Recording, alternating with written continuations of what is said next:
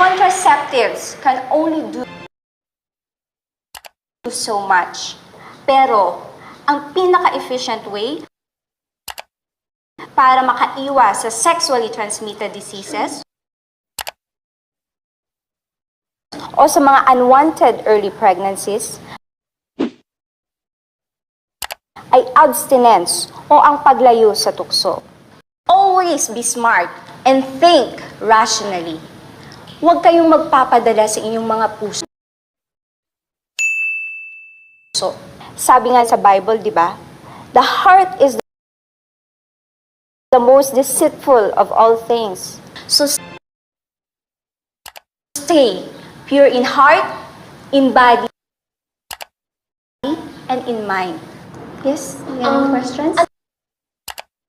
Ano pa ba mga ibang paraan para makaiwas sa sexual transmitted disease, ma'am? I will answer your question later. Questions?